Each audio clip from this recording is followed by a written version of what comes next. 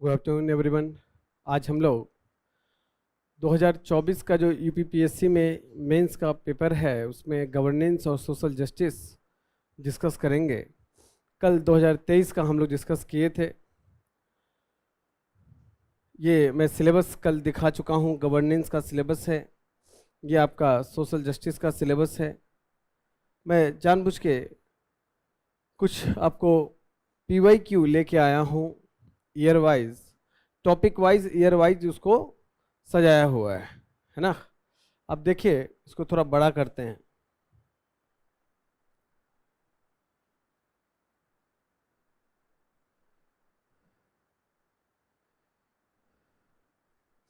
अब देखिए किस प्रकार से, अगर पहला टॉपिक लेंगे पारदर्शिता और जवाबदेही, 2019 में पूछे गए सिटीजन चार्टर पर एक टिप्पणी लिखिए। और फिर 2021 में वही टॉपिक रिपीट है कि जो नागरिक अधिकार पत्र है जिसको सिटीजन चार्टर कहते हैं वो प्रभावी नहीं बन सके हैं।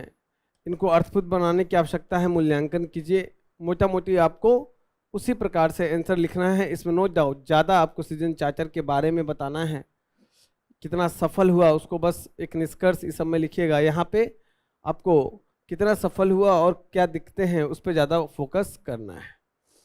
फिर नागरिक अधिकार पत्र क्या है, देखिए सेम चीज़ 2023 में रिपीट है और नागरिकों के कल्याण में इसकी क्या भूमिका है, तो लगभग सेम आंसर आपको यहाँ पे लिखना है। तो देखिए कितना ज़्यादा रिपीट हो रहा है, एक ही थीम बार बार रिपीट हो रहा है।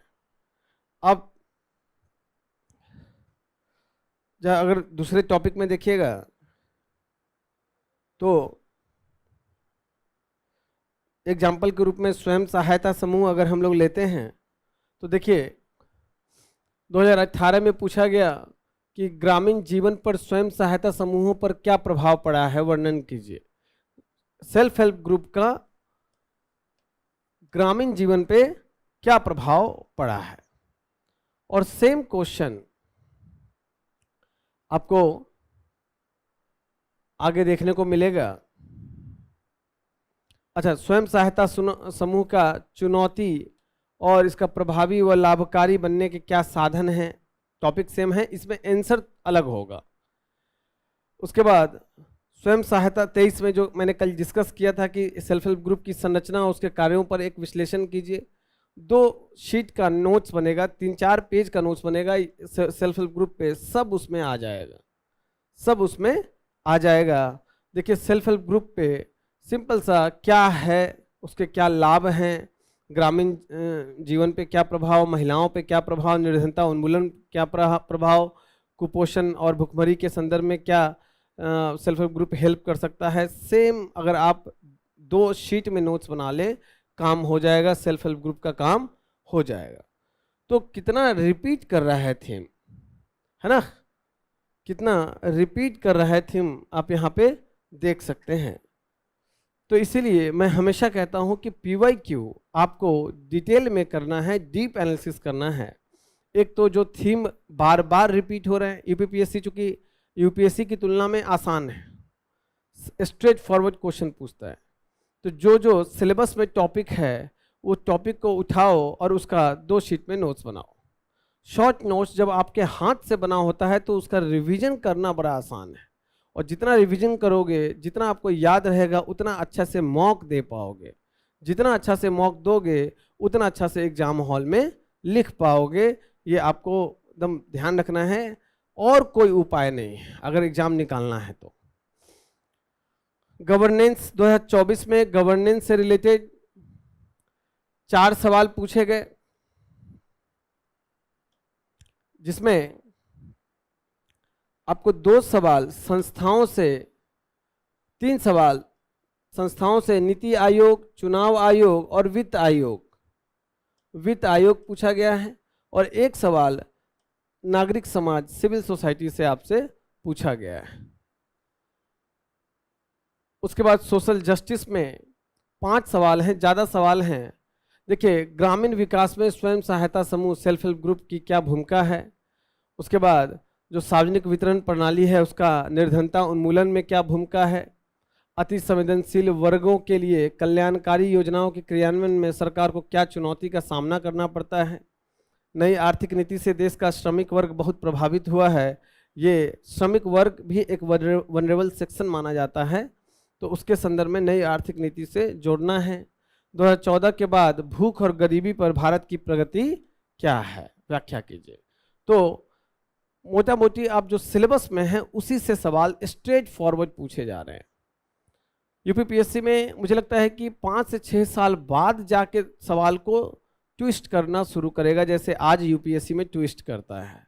यूपीएससी में भी जो 2013 से जो पैटर्न चेंज हुआ, तो इसी प्रकार के 4-5 साल तक इसी प्रकार के सिंपल क्वेश्चन पूछे जाते थे, सिंपल क्वेश्चन।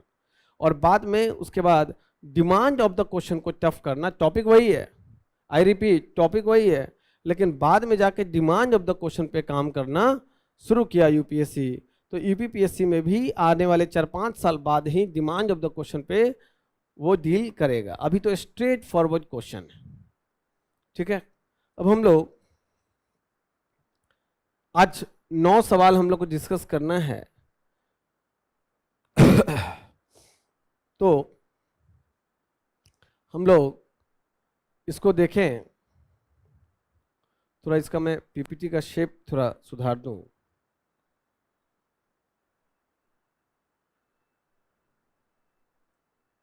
नहीं,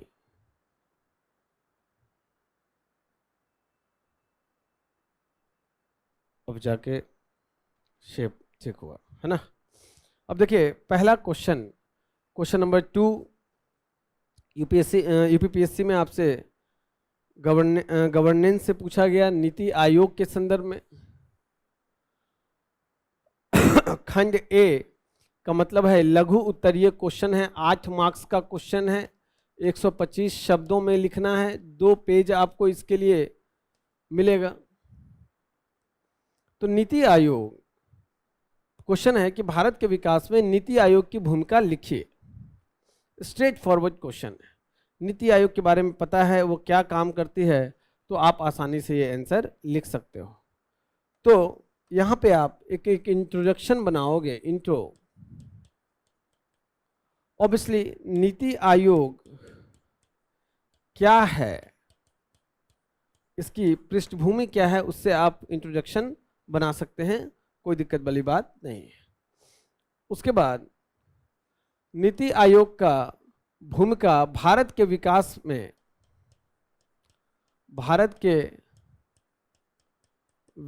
में, नीति आयोग की भूमिका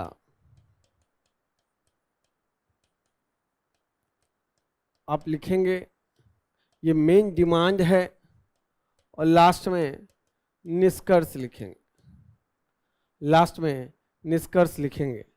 ये भूमिका है नीति आयोग का। तो जैसा मैं 8 नंबर का सवाल है, तो मैंने कहा था कि 10% का रूल है, जिसमें 12 से 15 शब्दों में इंट्रोडक्शन लिखेंगे, 12 से 15 शब्दों में आप इसका निष्कर्ष देंगे, और कम से कम 100 शब्द में आपका इसका मेन बॉडी आना चाहिए, क्योंकि वही मेन डिमांड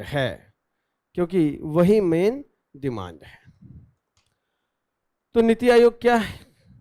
तो नीति आयोग भारत सरकार का एक थिंक टैंक की तरह काम करता है, जिसकी स्थापना 1 जनवरी 2015 को की गई थी। पूर्ववर्ती संस्था योजना आयोग है, उसको समाप्त करके एक कार्यकारी आदेश के माध्यम से नीति आयोग की स्थापना की गई थी। इसलिए यह एक संवैधानिक या वैधानिक संस्था नहीं है, ये गैर वैधानिक संस्था के रूप में इसकी स्थापना की गई है। तो भूमिका में आप ये लिख सकते हो कि पूर्ववर्ती संस्था योजना आयोग को प्रतिस्थापित करके एक कार्यकारी आदेश के माध्यम से 1 जनवरी 2015 को नीति आयोग को भारत सरकार के एक थिंक टैंक के रूप में स्थापित किया गया था। तो वो आपका भूमिका हो गया। अब है ये किस प्रकार से विकास में भूमिका देता है। तो बेसिकली नीति आयोग पहले क्या था, पहले इस कॉन्सेप्ट को समझ ले।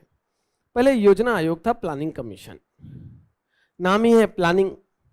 तो भारत लोकतांत्रिक देश है, लेकिन समाजवाद की तरफ भारत का बहुत ज़्यादा झुकाव था। तो उसमें जैसा यूएसएसआर में प्लानिंग होता था हर 5 साल बाद, चाइना में प्लानिंग होता है आज भी 5 साल के लिए, 5 साल के लिए प्लानिंग होता है। उसी प्रकार से नेहरू जी के समय प्लानिंग कमीशन बना था, जो पूरे देश में 5 साल का प्लान बनाता था, उसी अनुरूप सरकार काम करती थी। प्लानिंग कमीशन दिल्ली में बैठ के पूरे देश के लिए निर्धारित करता था कि कैसे क्या काम होना चाहिए। बड़ा इसी संदर्भ में बहुत ही ज़्यादा उसकी आलोचना होती थी, क्योंकि ये टॉप टू बॉटम अप्रोच है, जमीनी हकीकत पता नहीं है, ऊपर से डिसीजन आ गया। नीति आयोग उसी टॉप टू बॉटम अप्रोच को बॉटम अप अप्रोच में बदलने का एक साधन है। ये थिंक टैंक की तरह काम करता है। प्लानिंग भी भारत में समाप्त कर दिया गया। तो बेसिकली ये इनपुट और विशेषज्ञता देता है, इनपुट व विशेषज्ञता अपनी देता है, जिसमें विभिन्न जो केंद्र सरकार है या विभिन्न राज्य सरकार हैं, उनको कोई योजना किस प्रकार से बनानी चाहिए वो थोपता नहीं है, एक सलाह देता है थिंक टैंक की तरह। वो तकनीकी इनपुट देता है, वो डेटा का इनपुट देता है, ताकि एविडेंस बेस्ड पॉलिसी मेकिंग हो सके, साक्ष्य आधारित नीति निर्माण हो सके। याद रखिए ये सब कीवर्ड है, यूज करना बड़ा जरूरी है। साक्ष्य आधारित नीति निर्माण, साक्ष्य आधारित नीति निर्माण हो सके। यह विशेष रूप से जो आधुनिक तकनीक है, आर्टिफिशियल इंटेलिजेंस हुआ या ग्रीन एनर्जी हुआ या डिजिटल बुनियादी ढांचा हुआ, इन सब संदर्भ में केंद्र सरकार और राज्य सरकार को सलाह देता है, इनपुट देता है। इसका ये एक इनोवेशन सेंटर की तरह काम करता है, नवाचार हब की तरह काम करता है। जैसे अटल इनोवेशन मिशन, यही अटल इनोवेशन मिशन यही इसी के निर्देश में चलता है, उसको लागू करता है। चाहे स्टार्टअप्स हो या इनक्यूबेशन सेंटर हो, उसके अटल इनोवेशन मिशन के तहत उसको बढ़ावा देता है, ताकि देश में नवाचार आधारित या ज्ञान आधारित अर्थव्यवस्था बन सके। ये विभिन्न योजनाओं के लिए मार्गदर्शक सिद्धांत की सलाह देता, अपना एक मार्गदर्शक सिद्धांत देता है कि कैसे सस्टेनेबल डेवलपमेंट गोल प्राप्त हो सके, अंत्योदय अंतिम का उदय इसके मार्गदर्शक सिद्धांत में है, समावेशन हो सके, सभी वर्गों का पहुंच हो सके, जो जनांकीय लाभांश है, डेमोग्राफिक डिविडेंड है, उसको कैसे प्राप्त किया जाए, इस संदर्भ में कुछ ये दिशा निर्देश देता है, ये मार्गदर्शक सिद्धांत देता है, जिससे केंद्र सरकार और राज्य सरकार को लाभ होता है। यह परिणाम पर फोकस ज्यादा है। पहले क्या था कि पहले किसी योजना के लिए, किसी प्रोजेक्ट के लिए धन आवंटन हो गया, अब उसका परिणाम क्या हुआ इस पे फोकस नहीं होता था। तो ये परिणाम आधारित नीति निर्माण को बढ़ावा देता है, परिणाम को देखता है, आउटपुट को देखता है, सिर्फ इनपुट को नहीं देखता है। पहले इनपुट पे फोकस था, लेकिन नीति आयोग परिणाम को भी, आउटपुट को भी देखता है। सबसे महत्वपूर्ण बात यह है, सबसे महत्वपूर्ण बात यह है, ये आपका सहकारी संघवाद को बढ़ावा देता है। सहकारी संघवाद को बढ़ावा देता है। इसमें केंद्र जो इसका गवर्निंग काउंसिल है उसमें प्रधानमंत्री और सभी राज्यों के मुख्यमंत्री शामिल होते हैं, साथ में बैठ के डिसीजन होता है। तो इससे सहकारी संघवाद को बढ़ावा मिलता है। तो ये सब पॉइंट लिखोगे, उसी में आपका 100 शब्द हो जाएगा, है ना। उसके बाद और ये सब ऐसे सवाल में याद रखिए कीवर्ड लिखना बहुत जरूरी है, जैसे साक्ष्य आधारित नीति निर्माण, सहकारी संघवाद को बढ़ावा देना, परिणाम आधारित नीति निर्माण कि जहां परिणाम को देखा जाता है, जनांकिकी लाभांश, या फिर स्टार्टअप और इंक्यूबेशन सेंटर्स। ये सब ऐसे ऐसे टेक्निकल और कीवर्ड हैं जिससे आपके मार्क्स को, आपके आंसर को ज़्यादा नंबर मिलेगा। तो सिंपल आंसर लिख देने से मात्र से नहीं होगा।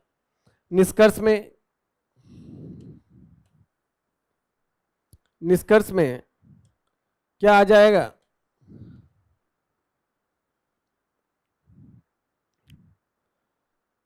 निष्कर्ष में आप दे सकते हैं कि अच्छा, एक चीज और है कि यहाँ बोला है कि भूमिका लिखिए, है ना। तो भूमिका आप लिख दिए, वो जो वर्ड लिमिट है वो पहुंच गया, तो निष्कर्ष इसमें छोड़ सकते हो। निष्कर्ष वहाँ ज़्यादा इंपॉर्टेंट है जहाँ पे आपसे कोई समाधान पूछे, कोई चुनौतियों के बारे में बात करे, कोई मुद्दा पूछे, है ना।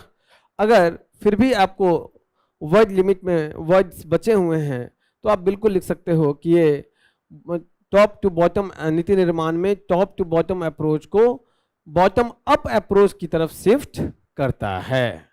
ठीक है, तो उसको आप यहाँ पे निष्कर्ष में लिख सकते हो, लेकिन वो तभी लिखोगे जब टॉप टू बॉटम अप्रोच ये सब पहले यूज नहीं किए हो। एक ही कीवर्ड बार बार यूज नहीं करना है, एक सवाल में एक ही बार यूज हो सकता है। अगर आपने वो चीज नहीं लिखा है तो निष्कर्ष में उसको शामिल कर दीजिए। समझ में आ रहा है? अब हम लोग नीति आयोग पे डिस्कस कर चुके हैं। अगला क्वेश्चन है क्वेश्चन नंबर 5। ये क्वेश्चन पढ़ें, क्या है क्वेश्चन? गरीबी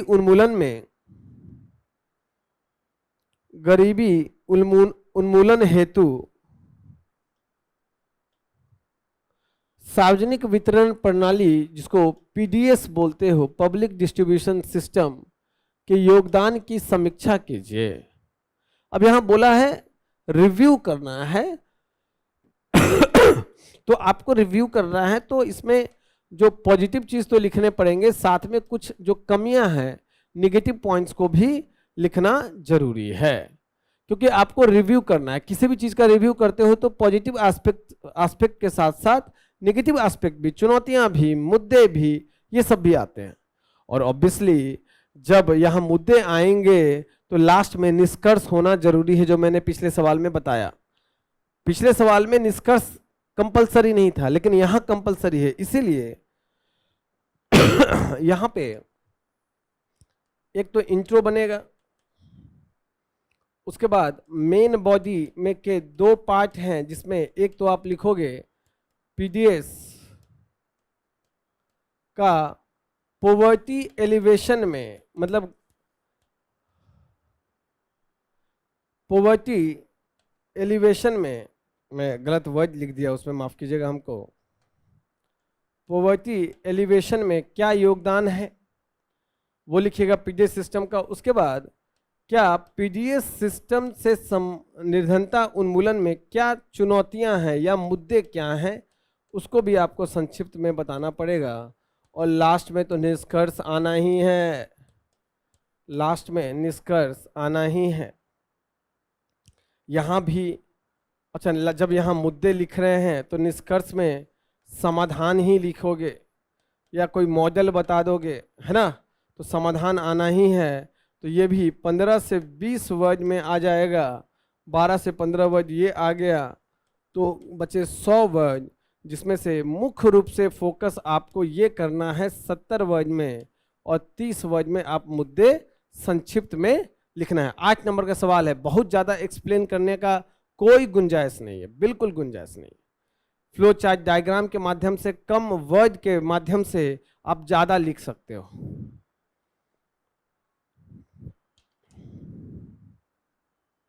तो सार्वजनिक वितरण प्रणाली क्या है, इसको आप भूमिका में बता दीजिए कि पीडीएस क्या है। तो पीडीएस आवश्यक वस्तुओं को सरकार द्वारा सस्ते रियायती दर पर पहुंचाने का सिस्टम है, जिसमें मुख्य रूप से खाद्य वस्तुएं शामिल हैं। पहले आपको जब पिताजी लोग से पूछते हैं तो उस समय थोड़ा थोड़ा कपड़ा भी मिलता था पीडीएस। जब हम लोग बच्चे थे तो चीनी तो मिलता ही था, किरोसिन भी मिलता था, और चीनी तो मिलता ही था, और गेहूं और चावल ये सब मिलते थे। आज मुख्य रूप से फोकस इसका अनाज पे है। चीनी लगभग समाप्त हो चुका है हर जगह, किरोसिन भी 99% समाप्त हो चुका है, बस गेहूं चावल बचा है। तो पीडीएस सिस्टम जरूरी नहीं है कि सिर्फ और सिर्फ खाद्य वस्तुओं के लिए हो। जब शुरू किया गया था तो आवश्यक वस्तुओं के लिए शुरू किया गया था, लेकिन जैसे जैसे देश विकास किया तो उसमें गैर आवश्यक वस्तुओं को हटाया जाने लगा। जैसे आज किरोसिन की आवश्यकता नहीं है, हर गांव में बिजली पहुंच चुका है, लोगों के पास बैटरी वाले इमरजेंसी लाइट से लेके सब कुछ है, गरीब परिवार में भी है, ठीक है, सोलर सिस्टम जगह जगह पे है। तो इस कारण से किरोसिन का कोई यूज नहीं है आज, मतलब उस आवश्यक वस्तु में तो नहीं आता है। चीनी भी नहीं आता है आवश्यक वस्तुओं में, लोग अपने आवश्यकता अनुसार आप खरीद लेते हैं। लेकिन गेहूं चावल आज भी वो आवश्यक वस्तुओं में है कि ऐसा बहुत सारा परिवार है जिसको अनाज ना दिया जाए तो भूखे वो रह जाएंगे। तो इसीलिए मुख्य रूप से इसका फोकस खाद्य वस्तुओं के वितरण पे वर्तमान में है। अब ये गरीबी उन्मूलन में किस प्रकार से काम करता है, तो सबसे पहले यह खाद्य सुरक्षा सुनिश्चित करता है। खाद्य सुरक्षा सुनिश्चित करता है जिससे जो समाज का गरीब तबका है उनको गेहूं चावल मोटा अनाज रियायती दर पर प्राप्त हो जाता है, और गरीब परिवार को खाने में कम खर्च करना पड़ता है। सबसे इंपॉर्टेंट है कि चूंकि पीडीएस सिस्टम है इसलिए आप इन्फ्लेशन मुद्रा स्फीति पे खाद्य वस्तुओं में कंट्रोल करके रखे हो। मुद्रा स्फीति खाद्य वस्तुओं में भारत में बहुत ज़्यादा नहीं है, 10% से नीचे रहता है। अभी ईरान में देखो कितना ज़्यादा है, बहुत सारे देशों में एकाएक बढ़ जाता है। लेकिन भारत का जो पीडीएस सिस्टम है वो एक बेस लाइन मेंटेन रखता है जिससे खाद्य वस्तुओं में इन्फ्लेशन कम रहता है, और इन्फ्लेशन का सबसे ज़्यादा प्रभाव समाज के गरीब तबके पे पड़ता है। उसके अलावा जो भूख व कुपोषण की समस्या है उसको कम करने में यह योगदान देता है। भारत में भूख की समस्या निचले तबके में है और सबसे महत्वपूर्ण कुपोषण की समस्या बड़े स्तर पे व्याप्त है। तो जब मोटा अनाज कुपोषण को समाप्त करने में बड़ा अच्छा योगदान देता है, तो मोटा अनाज या फिर चावल को भी फोर्टिफाइड चावल अब पीडीएस सिस्टम में मिलता है। फोर्टिफाइड का मतलब उसमें बाहर से कुछ सूक्ष्म पोषक तत्व मिला दिए जाते हैं, तो इससे कुपोषण पे प्रहार किया जाता है पीडीएस सिस्टम के माध्यम से। जो राशन कार्ड, पीडीएस के लिए राशन कार्ड होना बड़ा जरूरी है, तो वो महिला के नाम पे ही होता है और महिला को परिवार का प्रमुख माना जाता है। तो महिला का देखिए, एक महिला के संदर्भ में जब ये नियम नहीं बनाया गया था उसके पहले महिलाओं के पास डॉक्यूमेंट्स नहीं होते थे, तो कुछ भी समस्या आई, सरकार से कुछ भी प्राप्त करना है, डॉक्यूमेंट ही नहीं उसके पास। कम, और ये किस महिला की बात कर रहा हूँ, जो ग्रामीण महिला, जो निचले तबके की महिला है, जहाँ शिक्षा नहीं है। अब ये पीडीएस के माध्यम से कम उनके पास राशन कार्ड जैसा डॉक्यूमेंट हर परिवार में एक महिला को मिल गया है। ये छोटी मोटी बात नहीं है, ये महिला सशक्तिकरण को बढ़ाता है, यह उनका जो सरकार से जुड़ाव है उसको बढ़ाता है। सरकार के अन्य योजनाओं में उनको लाभ लेना आसान हो जाता है क्योंकि एक डॉक्यूमेंट उनके पास आ गया और सबसे बड़ी बात है कि जब महिला को परिवार का प्रमुख माना गया है तो परिवार के अंदर उसका इज्जत बढ़ता है, उसका परिवार के अंदर जो एक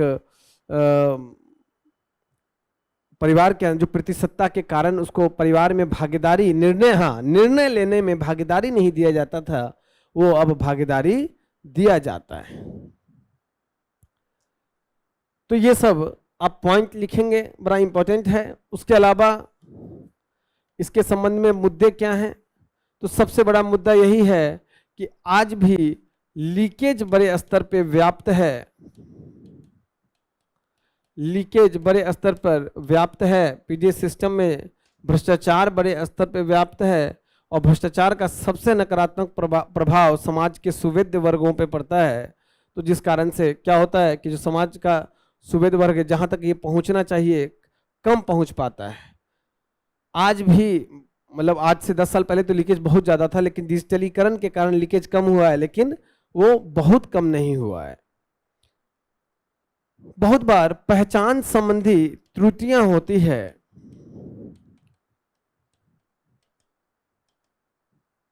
जो वंचित तबका है, जो मजदूरी कर रहा है, उसका फिंगरप्रिंट मिट जाता है। दिव्यांग लोगों का हो सकता है फिंगर ना हो, तो बहुत बार उनका ये प्रमाणीकरण में दिक्कत आती है और उनकी पहचान संबंधी त्रुटि के कारण वो उसका सुविधा लेने से, पीडीएस सिस्टम का सुविधा लेने से वंचित रह जाते हैं।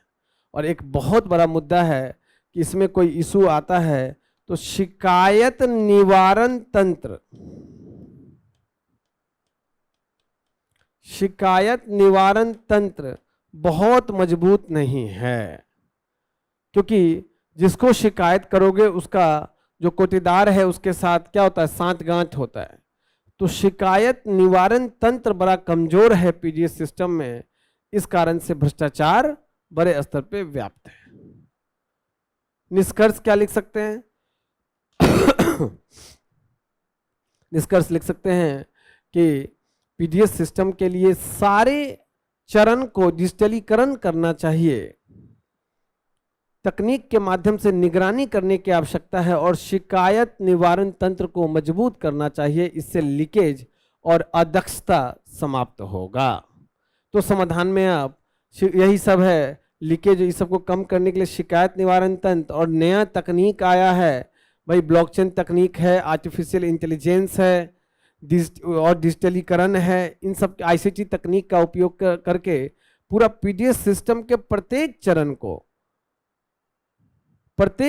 को आप डिजिटलीकरण कर सकते हैं। डिजिटलीकरण ई गवर्नेंस लाने में, हर चरण में आईसीटी तकनीक का उपयोग करने में क्या होता है, पारदर्शिता बढ़ती है और पीडीएस सिस्टम चलाने वाले का जवाबदेहिता बढ़ती है। आपको पता है कि नहीं, साउथ में बहुत जगह पीडीएस सिस्टम में अनाज एटीएम लगा हुआ है। मतलब अपना राशन कार्ड स्वैप करोगे, स्मार्ट कार्ड बनाया जाता है और आपका 5 केजी अनाज अपने आप एटीएम से, अनाज गिर जाएगा। उसमें अनाज कम तौलना ये सब नहीं होगा, है ना।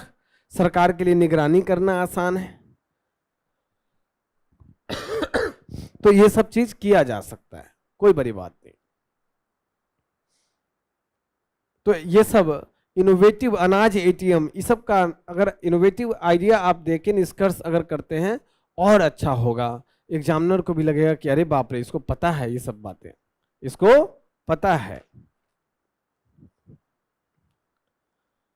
नेक्स्ट क्वेश्चन नंबर 6 पे आएंगे।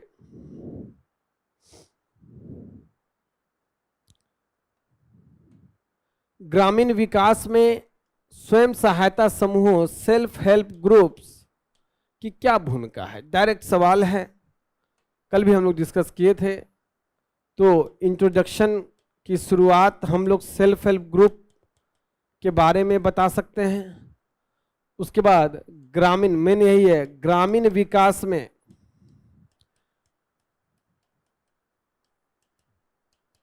सेल्फ हेल्प ग्रुप की क्या भूमिका है, उसको हम लोग पॉइंट फॉर्म में लिखेंगे। और लास्ट में आपका एक निष्कर्ष आएगा यहाँ ये 100 वर्ड में यही डील होना चाहिए, ग्रामीण विकास में सेल्फ हेल्प ग्रुप की क्या भूमिका है।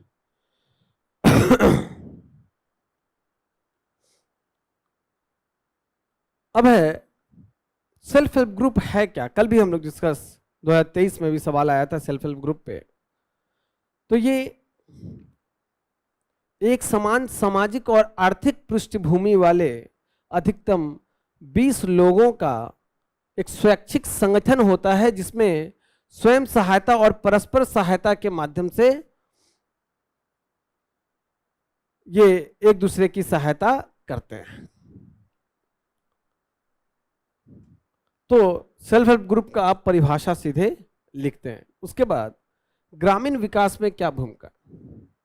तो ग्रामीण विकास में सबसे इंपॉर्टेंट है सेल्फ हेल्प ग्रुप जो भारत में सफल हुआ है, जितना भी लगभग महिला वाला सेल्फ हेल्प ग्रुप है। तो महिला सशक्तिकरण को ये बढ़ावा देता है। ये अच्छा, जो भूमिका में भी आप बता सकते हैं कि ये जो संगठन है ये सूक्ष्म वित्त संस्था की तरह काम करता है, माइक्रो फाइनेंस इंस्टीट्यूशन की तरह काम करता है। उसके बाद ये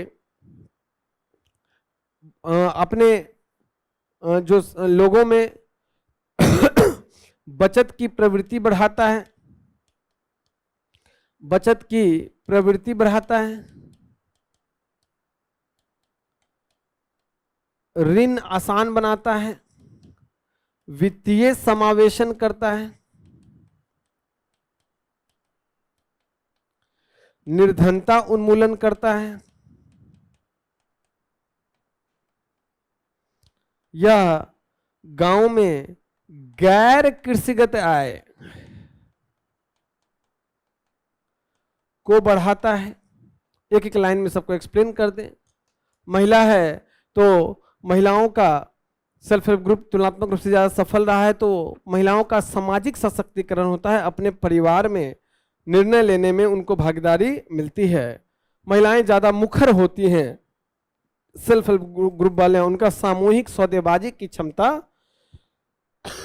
बढ़ जाती है, जिस कारण से ये देखा गया है कि इनका लोकल बॉडी इलेक्शन में, ग्राम पंचायत के इलेक्शन में इनके जीतने के चांस बढ़ जाते हैं, जिस कारण से इनका राजनीतिक सशक्तिकरण होता है।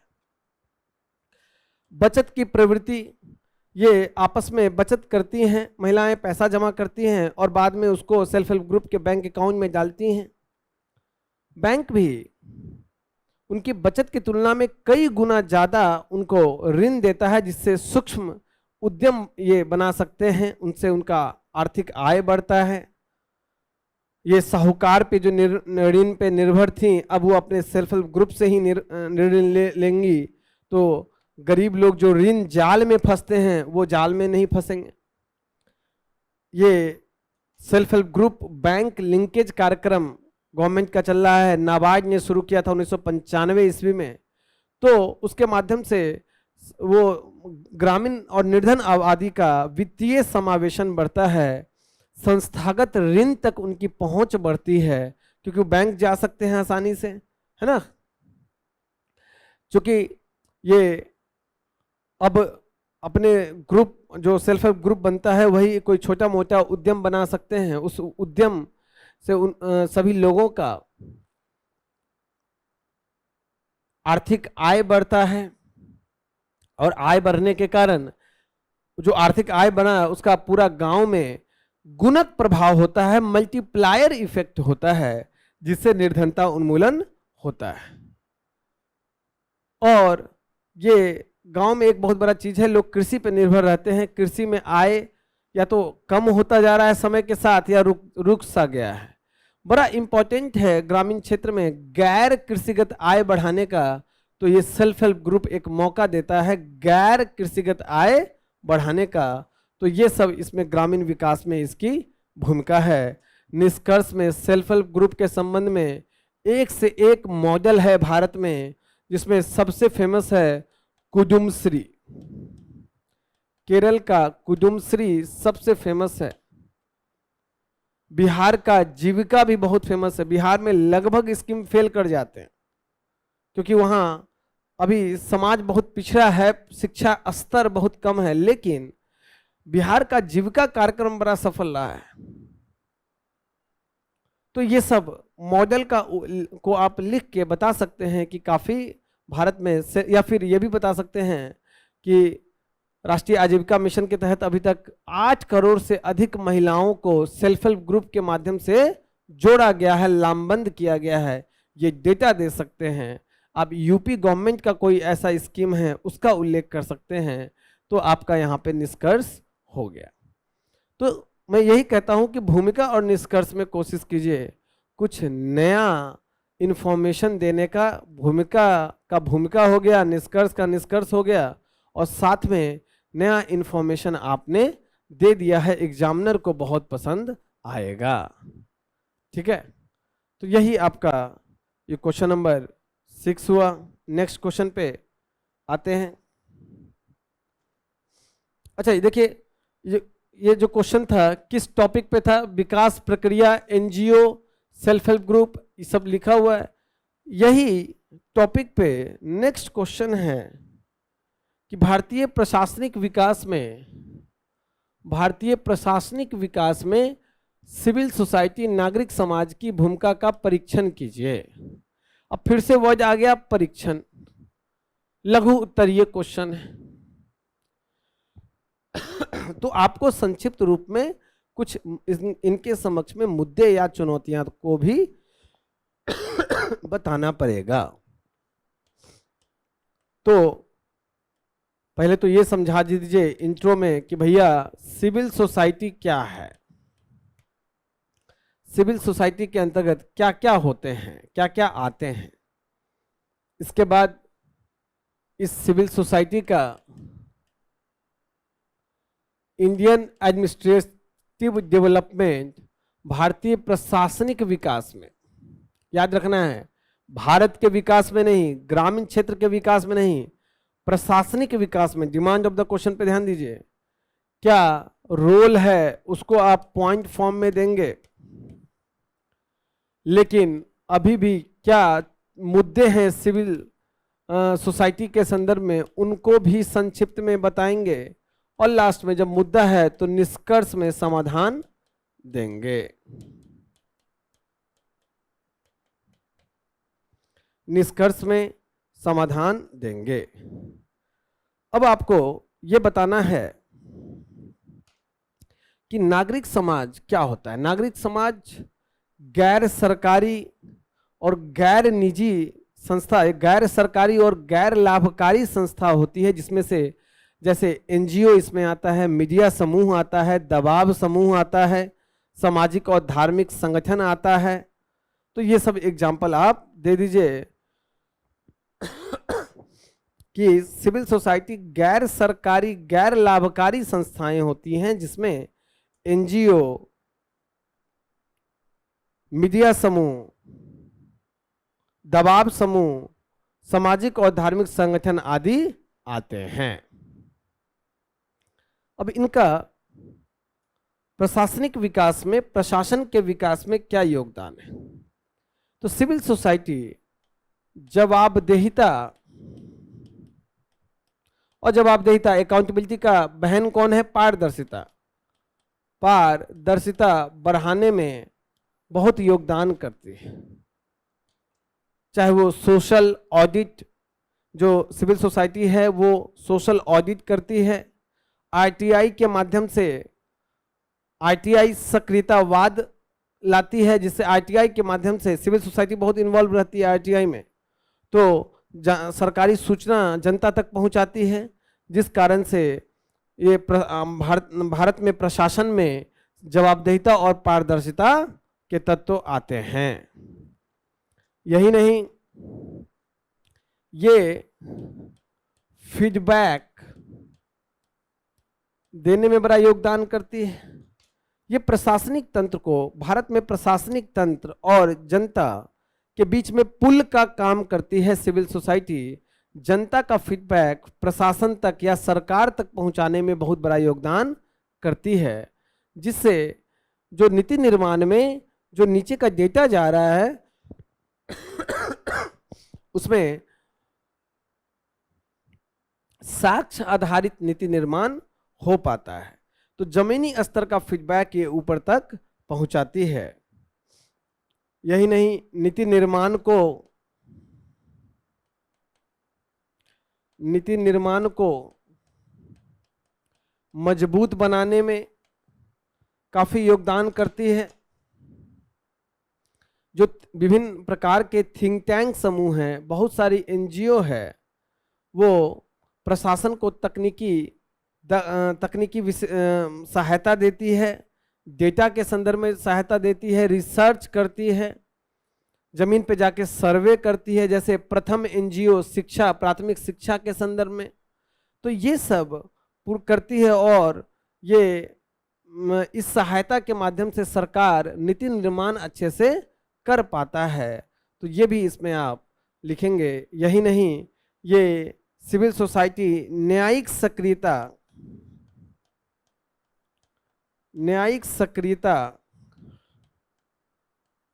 जो आया है भारत में पीआईएल के माध्यम से, उसमें सबसे इंपॉर्टेंट है सिविल सोसाइटी द्वारा दायर किए गए पीआईएल, जिसमें बहुत सारे जो प्रशासन की अदक्षता है या प्रशासन की कमी है, पीआईएल के माध्यम से माननीय सर्वोच्च न्यायालय तक पहुंचाती है। सर्वोच्च न्यायालय उसके संदर्भ में निर्णय देती है और वो सब सुधार, रिफॉर्म होता है। जो सिविल सोसाइटी भारत में जो महत्वपूर्ण कानून बने, चाहे आरटीआई एक्ट 2005 हो, नेशनल फूड सिक्योरिटी एक्ट 2013 हो, लोकपाल और लोकायुक्त अधिनियम 2013 हो, ये सब का मसौदा सिविल सोसाइटी ने ही तैयार किया है। सरकार को और अच्छे कानून बनाने का में हेल्प करती है, अपनी विशेषज्ञता देती है। यह प्रशासन में नागरिक की भागीदारी को बढ़ाता है, चाहे वो ग्राम सभा को हेल्प करके, नागरिकों में जागरूकता फैला के, समावेशी योजना के लिए समुदाय को एकजुट करके, ये प्रशासन में नागरिकों की भागीदारी को बढ़ाता है। भारत में सिटीजन चार्टर बहुत सफल नहीं रहा। ये सफल नहीं रहा, इसको उजागर भी सिविल सोसाइटी ने ही किया है। क्या कमियां हैं वो भी उजागर सिविल सोसाइटी ने किया है। तो आगे भविष्य में रिफॉर्म हो सकता है, लेकिन मैं बता रहा हूं सिविल सोसाइटी का भारतीय प्रशासनिक तंत्र में रिफॉर्म में बड़ा योगदान है।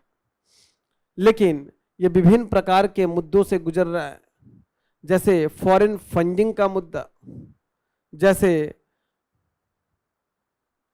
एफसीआरए अधिनियम के द्वारा इन पे प्रतिबंध लगा, बहुत सारे सिविल सोसाइटी एनजीओ पे प्रतिबंध लगाया गया और बहुत बार प्रशासन के साथ टकराव होता है, क्योंकि ब्यूरोक्रेसी सिविल सोसाइटी को, एनजीओ को पसंद नहीं करती है, क्योंकि उसी का चीज वो जनता, उसी की कमियों को जनता तक पहुंचाता है, तो वो टकराव की स्थिति उत्पन्न होती है। निष्कर्ष एक लाइन का होना चाहिए कि किसी भी लोकतांत्रिक देश में अब सिविल सोसाइटी को प्रशासन का एक भागीदार माना जाता है।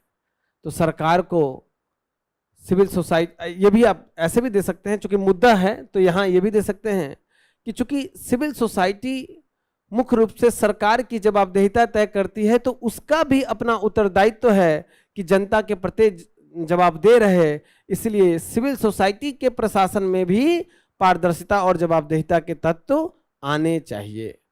भाई एनजीओ बोल रहा है कि सरकार तुमको पारदर्शी होना चाहिए, तो तुमको भी तो पारदर्शी होना चाहिए कि तुमको जो फॉरेन फंडिंग मिल रहा है उस फंडिंग को कैसे यूज कर रहे हो, कहाँ खर्च कर रहे हो, वो तो आपको भी करना है।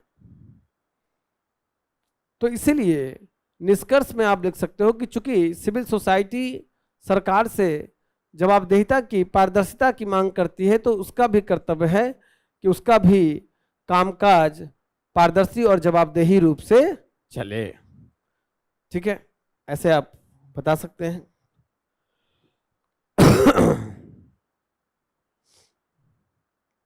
अब हम लोग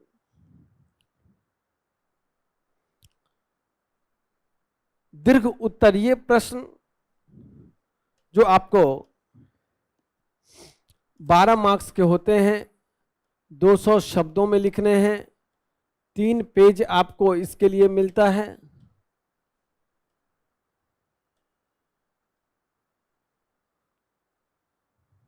तो थोड़ा ज्यादा एक्सप्लेन करके इसमें आपको लिखना होता है। क्वेश्चन है 12वां, चुनाव आयोग की स्वतंत्रता सुनिश्चित करने के लिए उसकी संशोधित नियुक्ति प्रक्रिया के निहितार्थ क्या हैं? What are the implications of the revised appointment process of election commission for ensuring its independence? देखिए 2023 में, पहले तो उससे पहले सुप्रीम कोर्ट का एक निर्णय आया था अनूप बर्नवाल केस में, जहां पे सुप्रीम कोर्ट के मुख्य न्यायाधीश को भी शामिल किया गया था चयन समिति में, ताकि जो इलेक्शन कमिश्नर की जो नियुक्ति हो उसमें पारदर्शिता और उसमें कार्यपालिका का प्रभुत्व ना हो और एक सही व्यक्ति इलेक्शन कमिश्नर और या फिर मुख्य निर्वाचन आयुक्त या अन्य आयुक्त के रूप में आए। तो लोकतंत्र में, किसी भी लोकतंत्र में अगर जो चुनाव कराने वाली संस्था ही स्वतंत्र ना हो तो फिर लोकतंत्र का धीरे धीरे क्वालिटी गिर जाता है। इसी संदर्भ में रिफॉर्म हुआ और निर्वाचन आयुक्त कौन आएंगे उसके संदर्भ में 2023 में एक कानून बना। उसी के संदर्भ में सवाल पूछा है कि जो संशोधित कानून है उस कानून के में निर्वाचन आयोग की स्वतंत्रता के संबंध में क्या प्रावधान किए गए हैं, उसके निहितार्थ, इम्प्लीकेशंस क्या हैं, फायदे क्या हैं, नुकसान क्या है। नुकसान भी आपको बताना है। तो सबसे पहले बता दीजिए इंट्रोडक्शन में कि किस कंटेक्स्ट में क्वेश्चन पूछ रहा है। कंटेक्स्ट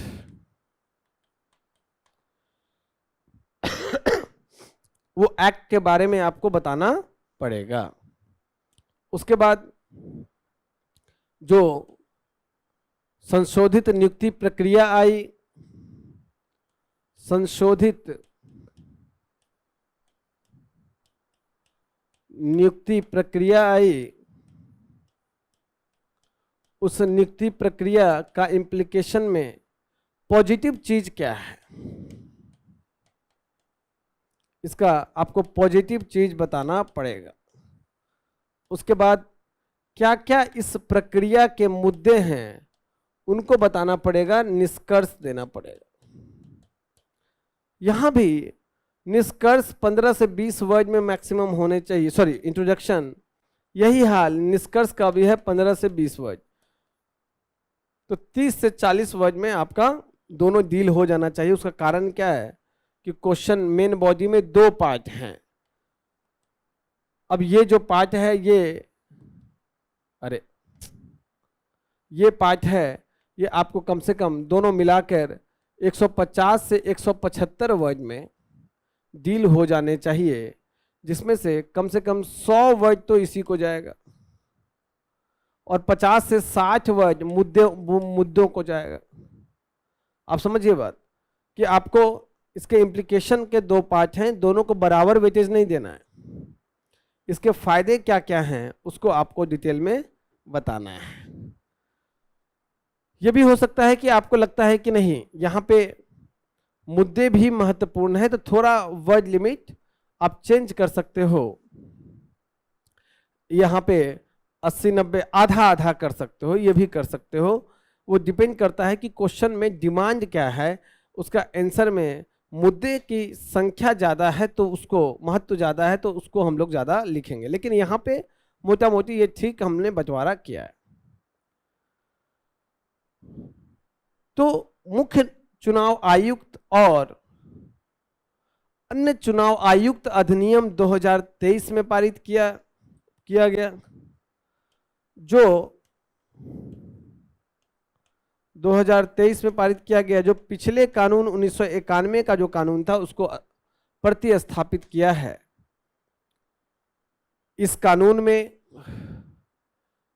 चुनाव आयुक्तों के योग्यता, उनकी नियुक्ति प्रक्रिया, कार्यकाल की सुरक्षा, इन सब में सुधार किया गया है।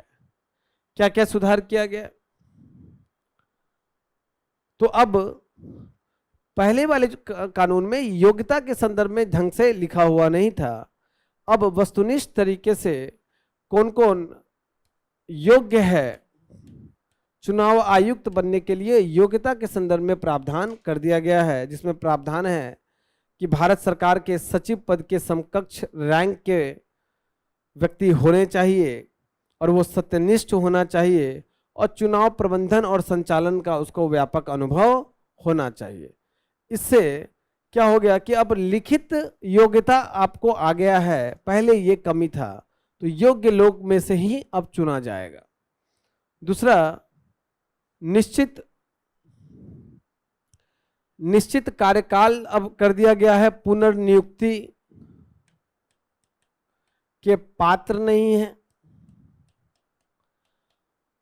वो जो 6 साल या 65 साल का जो लिमिट है अब निश्चित कर दिया गया है, वो अपने पद पे अब आने के लिए पुनर्नियुक्ति के पात्र नहीं है, या तो 6 साल या 65 साल जो पहले हो जाए।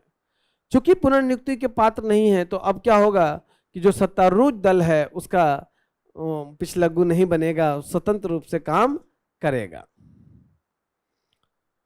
इसका जो वेतन है वो वेतन सुप्रीम कोर्ट के न्यायाधीश के बराबर कर दिया गया है, तो इससे सुप्रीम कोर्ट के न्यायाधीश के बराबर वेतन, तो इससे इसका इज्जत भी बढ़ गया, एक संस्थागत रूप से जो महत्व है वो भी बढ़ गया। और पहले से ही जो पद से हटाने की सुरक्षा है,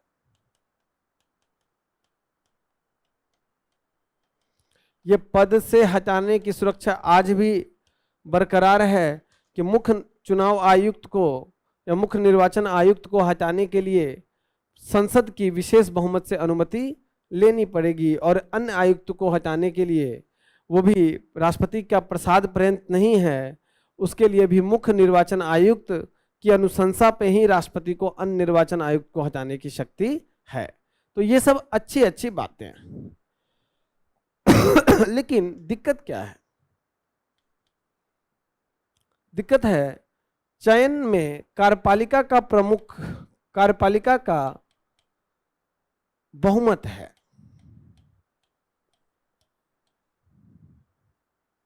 अनूप वर्णवाल केस जो 2023 का आया था सुप्रीम कोर्ट का, उसमें सुप्रीम कोर्ट ने कहा था कि चयन समिति में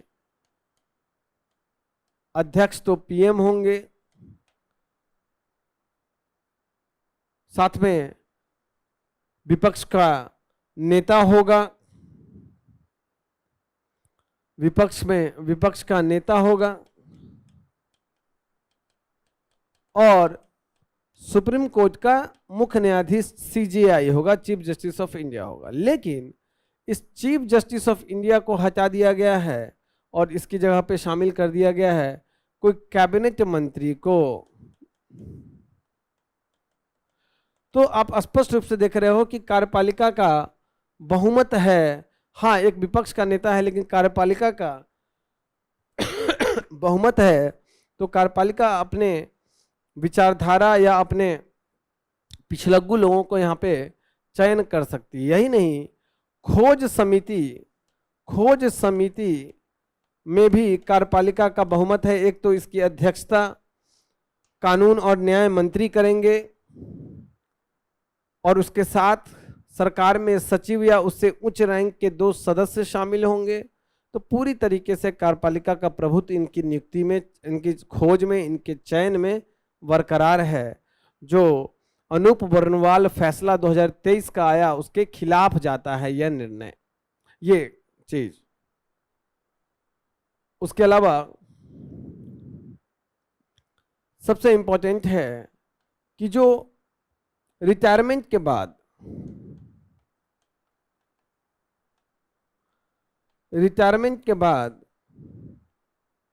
सेवानिवृत्ति के बाद किसी अन्य, ये तो है कि पुनर्नियुक्ति के पात्र नहीं है, लेकिन किसी अन्य लाभ के पद पे जा सकते हैं। तो इसको हमेशा लोभ होगा कि अगर हम सरकार का सत्तारूढ़ दल का पिछलग्गू बने तो रिटायरमेंट के बाद कुछ अच्छा हमको मलाई खाने को मिल जाएगा। तो सीएजी के साथ ये जब कंट्रोलर एंड ऑडिटर जनरल पढ़ोगे तो वहां पे आपको रिटायरमेंट के बाद भी किसी लाभ के पद पे नहीं जा सकते। लेकिन ये चीज चुनाव आयुक्तों के लिए नहीं, ये एक बहुत बड़ा लूप होल छोड़ दिया गया है। ये लूप होल आपको सुप्रीम कोर्ट और हाई कोर्ट के जज के संदर्भ में भी है, इसीलिए किसी को राज्यसभा का मेंबर बना दिया जाता है, किसी को गवर्नर बना दिया जाता है। वो सही चीज नहीं है। तो ये रिटायरमेंट के बाद ये किसी अन्य पद पे जा सकते हैं, बड़ा नेगेटिव चीज है, इससे इनकी स्वतंत्रता बाधित होती है। दूसरी चीज, निर्वाचन के संदर्भ में जो खर्च हैं आज भी संचित निधि पे भारित नहीं है, तो ये भी एक, इसके संदर्भ में कोई प्रावधान नहीं है। निष्कर्ष में क्या दे सकते हो? निष्कर्ष में दे सकते हैं कि स्वतंत्र निर्वाचन आयोग के लिए इसकी सेवा शर्तों में जो कमियां हैं उसमें सुधार करने की आवश्यकता है। जैसे रिटायरमेंट के बाद कूलिंग ऑफ पीरियड कम से कम 3-4 साल का होना चाहिए, ताकि 3-4 साल बाद ही किसी पद पे जा सकता है। रिटायरमेंट के बाद कूलिंग ऑफ पीरियड के अलावा या फिर किसी पद पे नियुक्त नहीं हो सकते हैं। रिटायरमेंट के बाद इनका जो अन्य आयुक्त हैं, चूंकि तीनों को बराबर शक्ति होता है, किसी के पास, मुख्य निर्वाचन आयुक्त के पास वीटो पावर नहीं है, लेकिन मुख्य निर्वाचन आयुक्त को हटाने की शर्त बड़ा कठोर है, लेकिन अन्य आयुक्त को हटाने का शर्त आसान है। तो तीनों आयुक्तों को बराबर सेवा शर्त देने की आवश्यकता है। तो ये फ्लोचार्ट फॉर्म में 2-3 पॉइंट लिख दोगे तो अच्छा हो जाए। ठीक है, क्वेश्चन नंबर 14 पे आएंगे। क्वेश्चन पढ़िए, क्वेश्चन नंबर 14 पढ़िए। भारत में क्षेत्रीय असमानताओं को दूर करने में वित्त आयोग क्या भूमिका निभा सकता है? इसने अब तक क्या उपाय किए हैं? तो इस क्वेश्चन का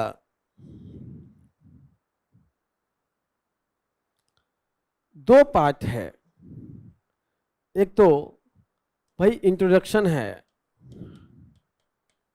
जिसमें फिनांस कमीशन के बारे में बताओगे। दूसरा है कि फिनांस कमीशन क्या भूमिका निभाता है या निभा सकता है।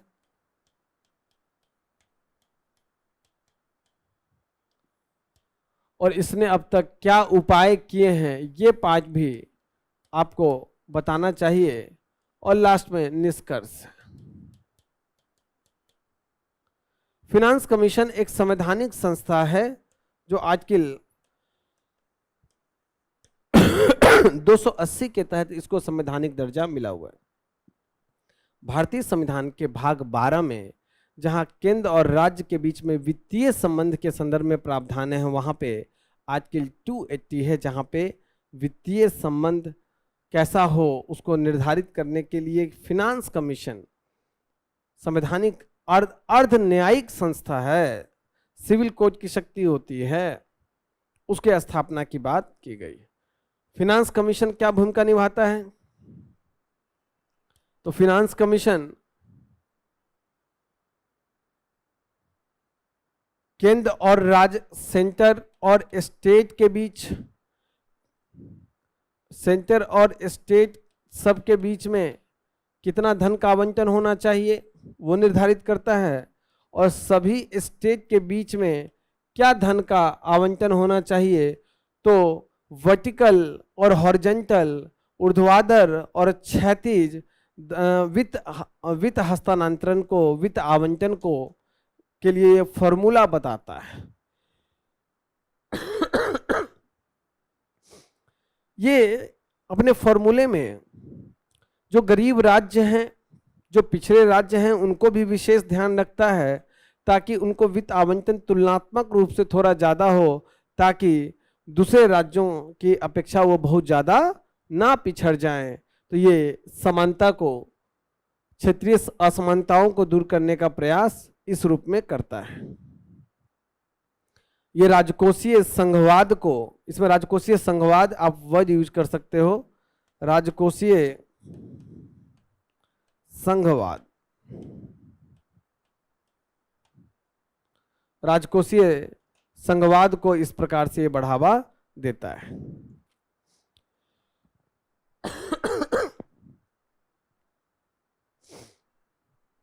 चूंकि भारत में वित्तीय शक्ति, वित्त का स्रोत प्रमुख रूप से केंद्र के पास है, तो राज्य के पास हमेशा धन कम पड़ जाता है। तो वित्त आयोग की भूमिका यहां बड़ा स्पष्ट हो जाती है कि केंद्र के कितना पैसा राज्य को आवंटित होना चाहिए।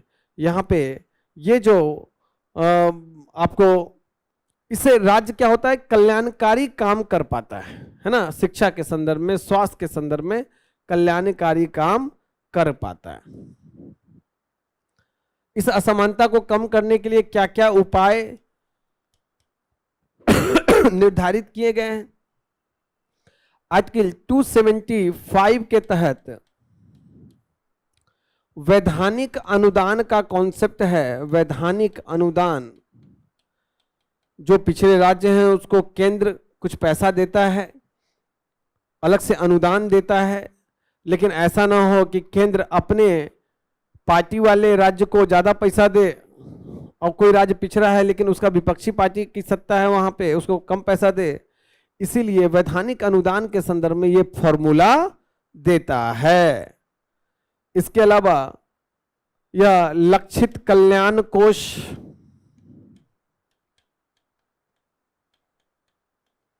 लक्षित कल्याण कोष जहां किसी राज्य की जनजातीय क्षेत्र, अनुसूचित क्षेत्र में आदिवासियों के उत्थान के लिए विशेष प्रावधान करना है, तो उन राज्यों को अतिरिक्त पैसा उनके लक्षित कल्याण कोष के लिए केंद्र से मुहैया कराने का ये सहायता करता है या अनुशंसा करता है। उसके बाद जो तीसरे स्तर पे लोकल बॉडी है, उसको राज्य से कितना पैसा मिले, यहां तक कि बहुत बार केंद्र सरकार से कितना अनुदान मिले, इस संदर्भ में भी अनुशंसा करता है। तो स्थानीय निकाय, याद रखिएगा इनकी अनुशंसा में स्थानीय निकाय भी आते हैं। तो स्थानीय निकाय के राजस्व की वृद्धि कैसे हो, इस संदर्भ में भी ये अनुशंसा देता है। निष्कर्ष में आप दे सकते हो, चूंकि यहां कोई मुद्दा नहीं पूछा है ना, कि इनकी अनुशंसाएं केंद्र सरकार पे बाध्यकारी नहीं होती है या सलाहकारी अनुशंसा, परामर्शदायी अनुशंसा होती है, और इसके रिपोर्ट को ये अपनी रिपोर्ट राष्ट्रपति को देता है, जो संसद के दोनों सदन में उसको प्रस्तुत कराता है। निष्कर्ष में आप इसको दे दीजिए। ये सब जो क्वेश्चन है प्रीलिम्स में भी जो वित्त आयोग पढ़ते हो उससे भी डील हो जाएगा, जबकि यूपीएससी में पूछता तो डिमांड ऑफ द क्वेश्चन को बड़ा क्लिष्ट कर देता है, टफ कर देता है, इतना आसान बचता नहीं है।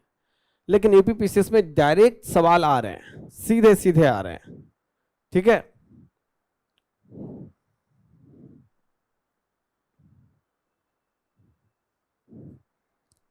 अब नेक्स्ट क्वेश्चन हम लोग आएंगे क्वेश्चन नंबर 15 पे। क्वेश्चन नंबर 15 देखिए,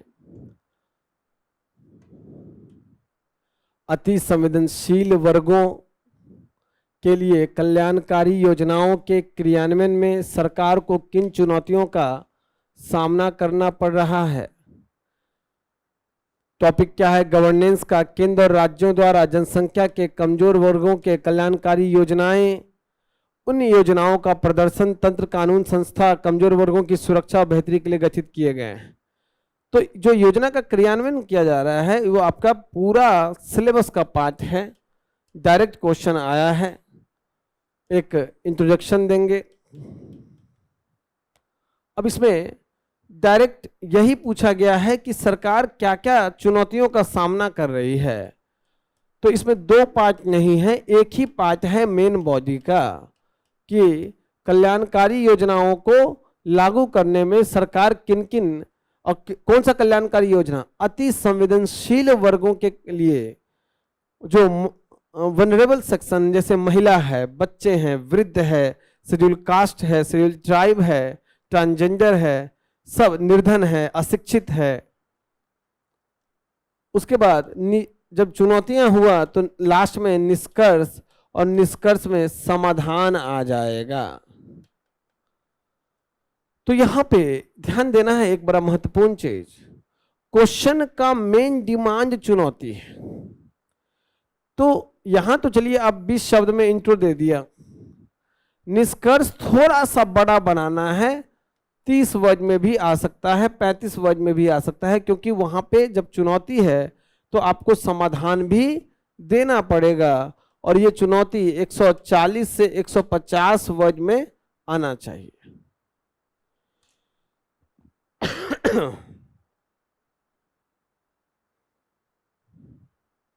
ठीक है।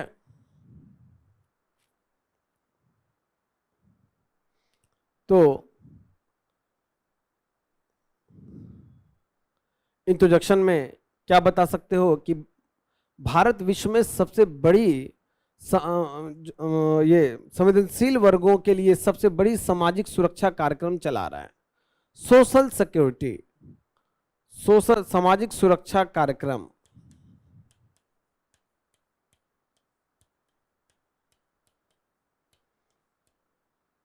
इसको इंग्लिश में बोलते हैं सोशल सिक्योरिटी। सोशल सिक्योरिटी है क्या? कोई भी समाज या देश अपने नागरिकों को कठिन परिस्थितियों के लिए जो सहायता करता है वही सोशल सिक्योरिटी कहलाता है। जैसे खाद्य सुरक्षा भारत में दिया जाता है, मनरेगा मतलब लोगों का बेरोजगारी अगर आ जाए कठिन परिस्थिति है, वृद्ध हो जाए कठिन परिस्थिति है, एक्सीडेंट हो जाए कठिन परिस्थिति है, जॉब चला जाए कठिन परिस्थिति है, या एकाएक अकस्मात मृत्यु हो जाए कठिन परिस्थिति है। ये सब स्वास्थ्य मतलब बहुत ज्यादा बीमार पड़ जाए कठिन परिस्थिति है। तो भारत में जो सामाजिक सुरक्षा संजाल बोलते हैं, संजाल, सोशल सिक्योरिटी नेट, इसमें ये सारे आ जाते हैं सोशल सिक्योरिटी नेट में। चाहे वो खाद्य सुरक्षा हो जिसमें नेशनल फूड सिक्योरिटी मिशन के तहत अनाज दे रहे हो, चाहे वो पेंशन स्कीम हो वृद्धजन के लिए, चाहे वो आयुष्मान भारत कार्यक्रम हो, चाहे बेरोजगारी के संदर्भ में मनरेगा हो, चाहे आपको अटल जीवन ज्योति मिशन जीवन ज्योति योजना जिसमें आपको मृत्यु होने पे कुछ पैसा मिलता है। तो ये सब कठिन परिस्थितियों के लिए बनाया गया है। अभी इसके क्रियान्वयन में क्या चुनौती झेलना पड़ता है? सबसे बड़ी चुनौती है प्रणालीगत पूर्वाग्रह। जो वनरेबल सेक्शन है जिसमें शेड्यूल कास्ट, शेड्यूल ट्राइब, महिला ये सब आती हैं, वो समाज में सबसे ज्यादा वंचित है, अशिक्षा का स्तर सबसे ज्यादा उनमें है। तो इनको ब्यूरोक्रेसी से बहुत ज्यादा भेदभाव का सामना करना पड़ता है। इनकी पहुंच प्रशासन तक नहीं बन पाती है, जिस कारण से इनका वंचीकरण, इन योजनाओं से वंचीकरण हो जाता है। इनके पास दस्तावेज ठीक से नहीं है,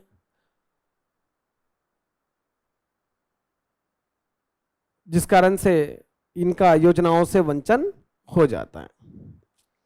भारत में जनसंख्या दुनिया में सबसे ज्यादा है, सबसे ज्यादा विविधता है, और साथ में सबसे ज्यादा पिछड़ापन भी है। तो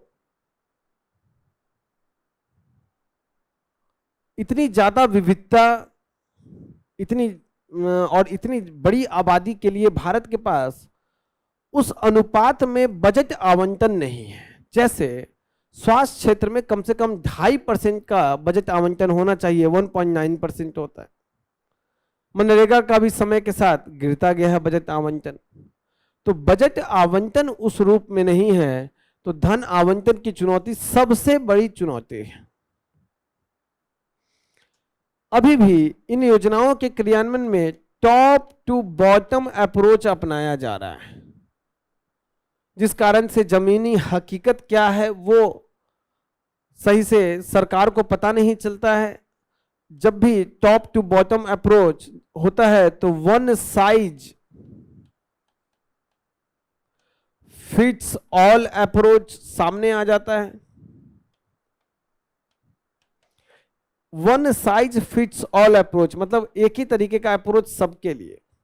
और यह समाधान तभी होगा जब आप स्थानीय निकाय को मजबूत करेंगे, क्योंकि जनता से सबसे करीब होता है पंचायती राज इंस्टीट्यूशन से।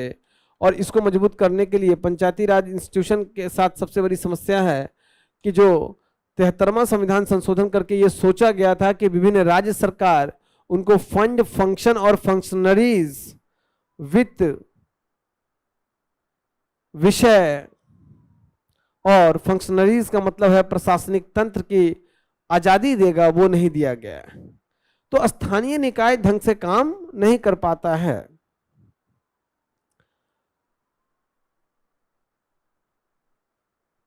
इसके अलावा प्रशासनिक तंत्र में बड़े स्तर पे भ्रष्टाचार है, जवाबदेहिता की कमी है, जिस कारण से वंचित तबके को जो कल्याणकारी योजनाओं का लाभ मिलना चाहिए था वो नहीं मिल पाता है ना। तो ये सब मेजर इशू है।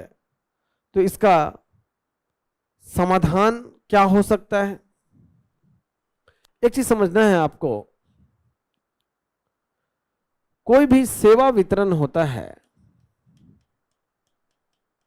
सरकारी तंत्र में, उसके दो पक्ष हैं, दो हितधारक हैं। एक तो सरकार, जिसमें राजनीतिक कार्यपालिका हो गया, और अस्थाई कार्यपालिका मतलब नौकरशाही, और दूसरा लाभार्थी।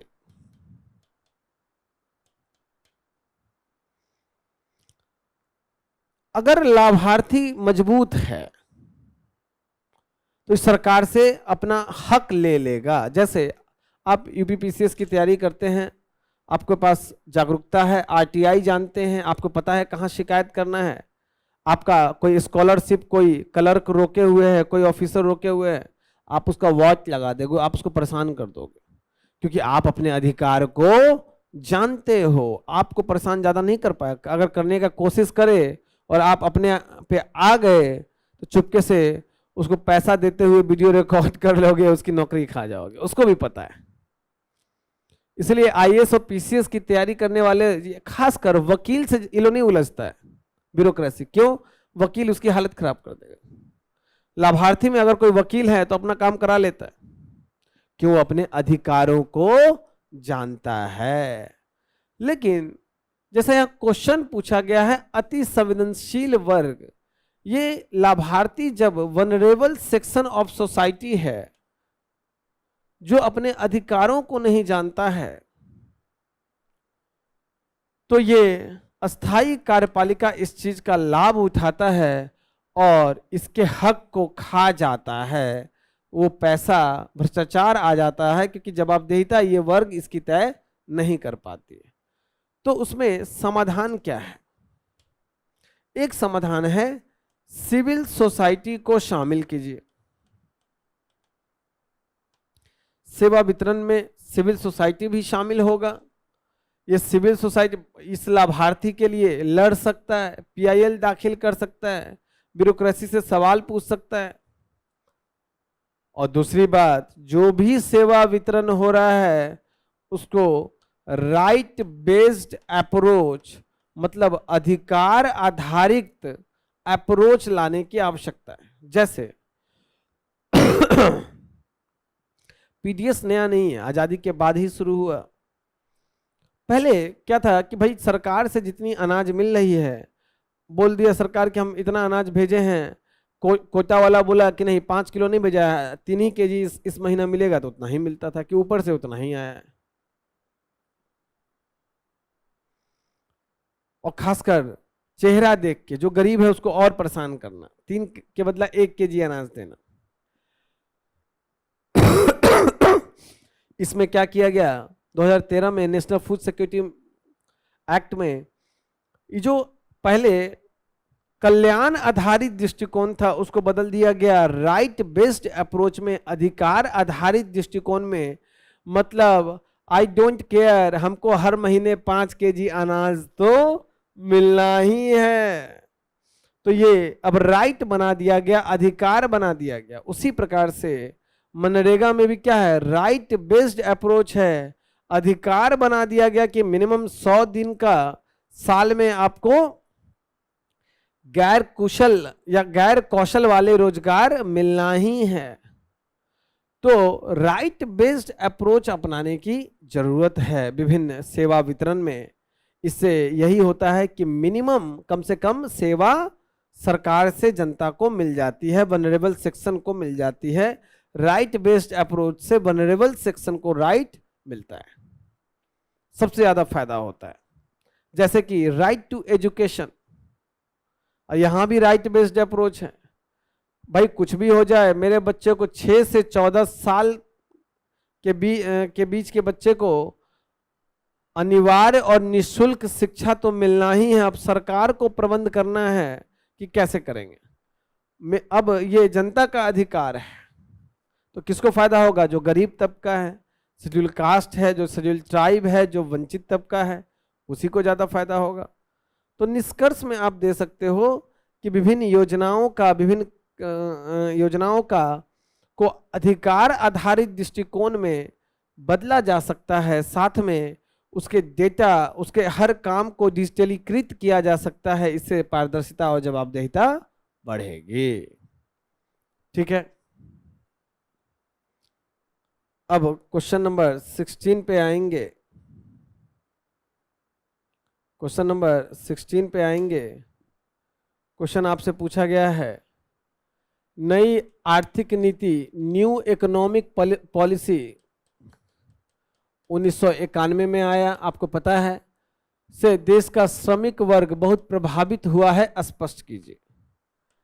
इसमें पृष्ठभूमि बता दीजिए इंट्रो में कि जो न्यू इकोनॉमिक पॉलिसी आया उसके बारे में थोड़ा बता दें।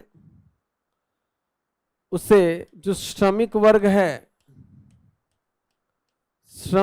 है उस पे क्या सकारात्मक प्रभाव पड़ा है,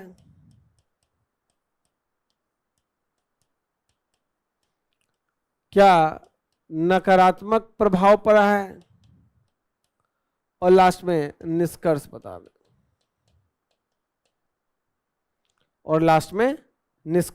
दें। ठीक है। तो न्यू इकोनॉमिक पॉलिसी भारत में 1991 ईस्वी में आया, जिसको राव मनमोहन फॉर्मूला भी बोलते हैं। वित्तीय संकट की पृष्ठभूमि में आया। और किस दर्शन पे आया? एलपीजी के दर्शन पे आया। एलपीजी लिक्विफाइड पेट्रोलियम गैस नहीं बोलना है, लिबरलाइजेशन, प्राइवेटाइजेशन और ग्लोबलाइजेशन, उदारीकरण, निजीकरण और वैश्वीकरण के दर्शन पे 1991 का न्यू इकोनॉमिक पॉलिसी आया। ये पृष्ठभूमि बता दें। श्रमिक वर्ग पे क्या सकारात्मक प्रभाव पड़ा है? जो श्रमिक वर्ग है उनके रोजगार के अवसर बढ़े हैं, विदेशी निवेश आया, इसलिए आईटी है, सर्विसेज सेक्टर है, दूरसंचार है, रिटेल है, इंपोर्ट एक्सपोर्ट है, इन सब में बहुत नौकरियां सृजन हुआ, स्टार्टअप्स आए, एमएसएमई सेक्टर आगे बढ़ा। तो इन सब से रोजगार के नए अवसर आगे आए हैं।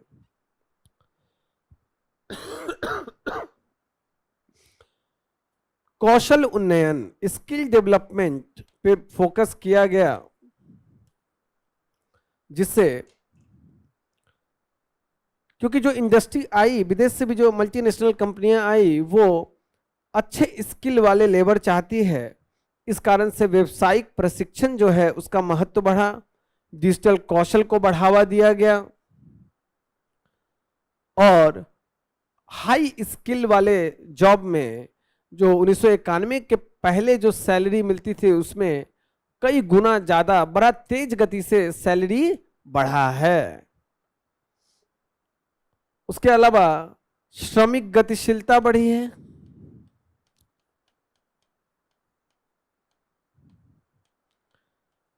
एक तो शहरीकरण बढ़ा, जिस कारण से बहुत सारे ग्रामीण आबादी शहर की तरफ शिफ्ट किए और वहां उनको रोजगार मिला। शहर में भी एक रोजगार से दूसरे रोजगार, पहले लोग जिस फैक्ट्री में जाते थे उसी में जिंदगी बिता देते थे। अब क्या है कि नया नया अपॉर्चुनिटी जब मिलता जाता है, लोग जॉब छोड़ के दूसरा जॉब स्विच करता रहता है, तो ये बड़े स्तर पे श्रमिक गतिशीलता बढ़ी है। महिलाओं के संबंध में भी बड़ा सकारात्मक प्रभाव पड़ा। महिलाओं को मल्टीनेशनल कंपनी में काम करने का मौका मिला, उनको पढ़ने का मौका मिला, कौशल प्रशिक्षण करने का मौका मिला, तो महिलाओं को भी रोजगार के अवसर काफी बढ़े हैं। लेकिन क्या नकारात्मक प्रभाव पड़ा है? रोजगार का अनौपचारिकरण।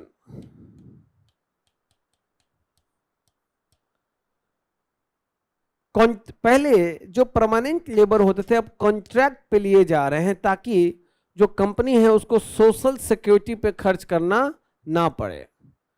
तो अभी 90% से ज्यादा रोजगार भारत में जो है वो अनौपचारिक क्षेत्र में है या फिर कॉन्ट्रैक्ट पे है, जिस कारण से सामाजिक सुरक्षा कार्य की दशाएं बड़ी खराब हुई हैं। दूसरा चीज, जो विनिर्माण क्षेत्र है, विनिर्माण क्षेत्र, इसमें भी बड़े स्तर पे विकास नहीं हो पाया, जिस कारण से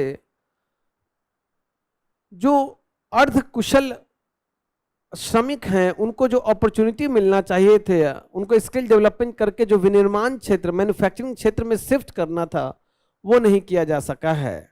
और साथ में विनिर्माण क्षेत्र में भी आपको हायरिंग और फायरिंग का जो कल्चर है, कभी भी उसको हायर कर दें कभी भी फायर कर दें, तो उस कारण से एक जॉब सिक्योरिटी का बड़ा अब एक मुद्दा सामने आया है। रोजगार की सुरक्षा प्राप्त नहीं है। यही नहीं, मजदूरी में असमानता,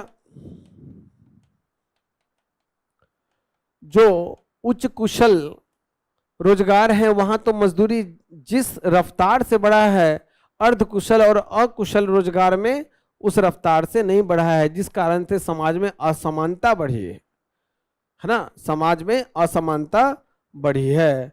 और सबसे बड़ी बात है कि जो आपको पहले श्रमिक संघ होते थे, आज भी हैं, आज सो कॉल्ड हैं,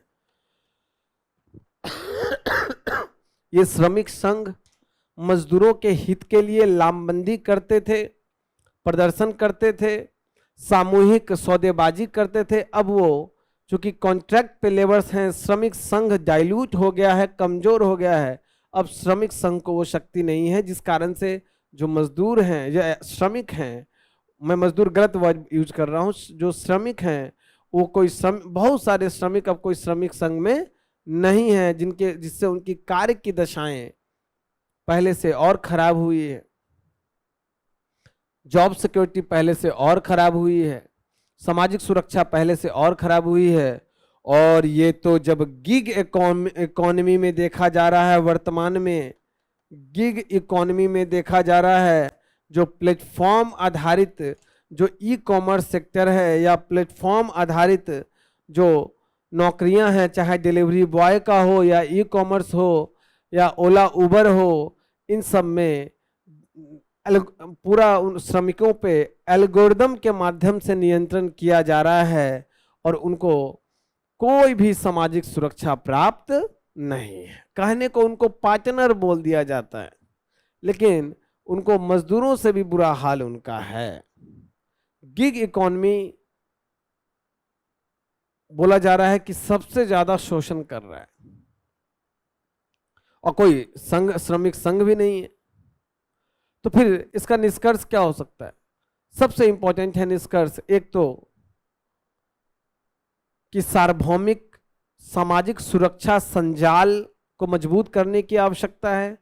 मतलब जो सोशल सिक्योरिटी नेट है उसको सार्वभौमिक करने की आवश्यकता है, साथ में मजबूत करने की आवश्यकता है।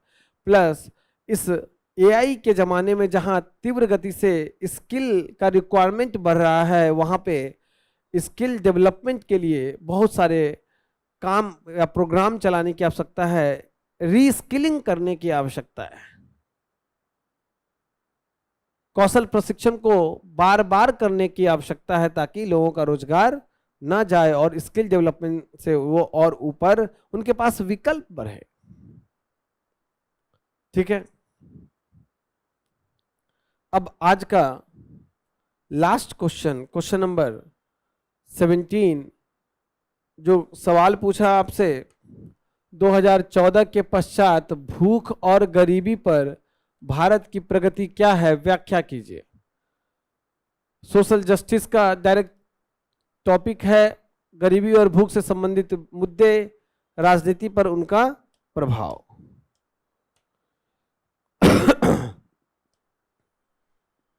एक इंट्रो देंगे, उसके बाद बोलेंगे कि 2014 के बाद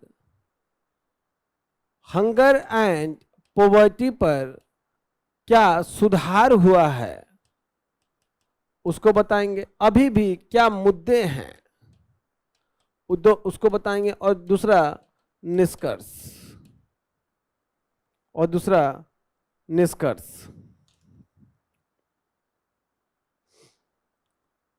2014 के बाद सरकार ने भुखमरी और गरीबी को कम करने के लिए एकीकृत और बहुआयामी दृष्टिकोण लागू किया है। सबसे बड़ी बात है, भूख और गरीबी को कम करने में जो सरकार का इंटरवेंशन है उसमें डिजिटलीकरण करना, विभिन्न सेवाओं का डिजिटलीकरण करना एक बहुत बड़ा रोल प्ले किया है। अब इसमें पहले निर्धनता गरीबी के संदर्भ में पॉइंट लिख दें।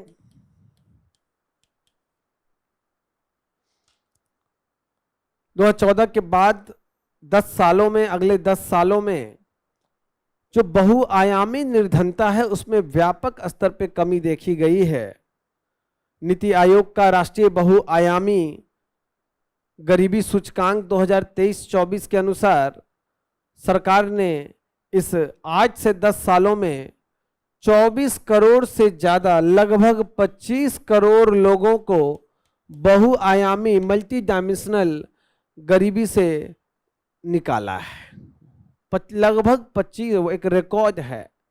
इसके लिए सरकार ने चाहे आवास का क्षेत्र हो, स्वच्छता का क्षेत्र हो, पेयजल का क्षेत्र हो, विद्युत का क्षेत्र हो, खाना बनाने के ईंधन का क्षेत्र हो, बैंक खाता खुलवाने का क्षेत्र हो, बहुत सारे बहुआयामी काम किए हैं। चरम गरीबी में कमी आई है।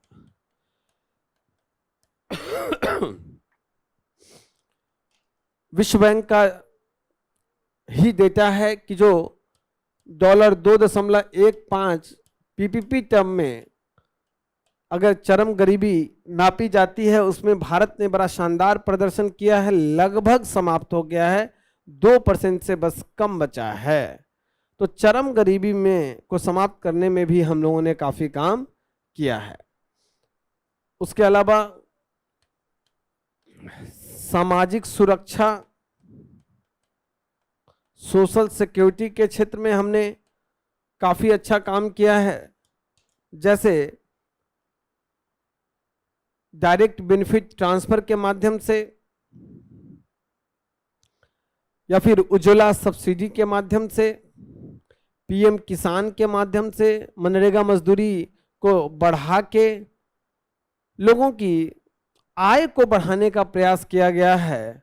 और सबसे बड़ी बात है कि प्रधानमंत्री जनधन योजना के द्वारा वित्तीय समावेशन बड़े स्तर पे किया गया है, लोगों का बैंक तक पहुंच बढ़ा है और जो साहूकारों से ऋण लेते हैं वो तुलनात्मक रूप से कम हुआ है। इससे निर्धनता के जाल में कम लोग फंसते हैं। इसके अलावा एक और बहुत महत्वपूर्ण पॉइंट है, समझना है आपको, कि जो आयुष्मान भारत स्कीम है इसके तहत स्वास्थ्य बीमा दिया जाता है, भारत में एक बहुत बड़ी आबादी है जो स्वास्थ्य खर्च के कारण, आउट ऑफ पॉकेट खर्च के कारण प्रतिवर्ष गरीबी रेखा के नीचे आ जाता है, लेकिन आयुष्मान भारत के कारण इसमें काफी कमी आई है। लेकिन अभी भी बड़े स्तर पे मुद्दे व्याप्त हैं निर्धनता के संदर्भ में, और भुखमरी और पोषण के संबंध में। अच्छा, भुखमरी और पोषण के संबंध में और भी पॉइंट आप लिख दीजिए। तो गरीबी के संबंध में है, भारत ने दुनिया का सबसे बड़ा खाद्य सुरक्षा प्रोग्राम चलाया है। यही नहीं, कोविड के समय प्रधानमंत्री गरीब कल्याण योजना के तहत, गरीब कल्याण अन्न योजना के तहत निःशुल्क खाद्यान्न उत्पन्न कराया है। पोषण सुधार के लिए पोषण अभियान, मिशन पोषण 2.0 ये सब शुरू किया गया है। आंगनवाड़ी केंद्र को मजबूत करने का प्रयास किया गया है। स्वच्छ भारत अभियान, आयुष्मान भारत, जल जीवन मिशन, इसके माध्यम से स्वच्छता, स्वास्थ्य, पेयजल पे काम किया गया है। तो ये दोनों डायमेंशन में आपको लिखना है, सिर्फ गरीबी पे नहीं लिखना है। लेकिन आज भी क्या चुनौतियां हैं? सबसे बड़ी चुनौती भारत में कुपोषण के संबंध में आज भी बड़ा दयनीय स्थिति है। नेशनल फैमिली हेल्थ सर्वे 5 के तहत जो डेटा कलेक्ट किया गया है, आज भी स्टंटिंग से 35% बच्चे, स्टंटिंग से 35% बच्चे कुपोषित हैं। अगर उसका एक डायमेंशन स्टंटिंग लिया जाए, थिगनापन लिया जाए, दुबलापन अगर देखिएगा वेस्टिंग, उसमें भी 19% बच्चे आज भी भारत में इसके शिकार हैं। और सबसे बुरा चीज तो एनीमिया की शिकार महिलाएं, 57% महिलाएं, पहले से और बढ़ गया है, एनीमिया की शिकार हैं। और ये क्षेत्रीय असमानता स्पष्ट रूप से आपको देखने को मिलेगा, नॉर्थ वर्सेस साउथ देखने को मिलेगा, यूपी, बिहार और झारखंड में सबसे ज्यादा देखने को मिलेगा। उसके अलावा शहरी भुखमरी या प्रवासियों में सुविधता, शहरीकरण बढ़ा, लेकिन कोविड के समय देखा गया कि one nation one ration card लाने के बावजूद भी शहरी निर्धन परिवारों को खाद्य सुरक्षा अभी भी उस रूप में नहीं मिल पाया है। यही नहीं, कोविड के कारण, क्योंकि कोविड बीच में ही आया, रोजगार की क्षति, आय में कमी देखने को मिली है, लोगों के सेविंग्स खत्म हुए हैं। तो ये एक बहुत बड़ी चुनौती अभी भी मौजूद है। निष्कर्ष क्या दे सकते हैं कि काफी सुधार होने के बावजूद भी अभी भी कुछ मुद्दे निर्धनता और भुखमरी के संदर्भ में मौजूद हैं। सरकार को सामाजिक सुरक्षा संजाल को बढ़ाते हुए या उस तंत्र को मजबूत करते हुए विभिन्न योजनाओं में इनएफिशिएंसी को कम करने की आवश्यकता है।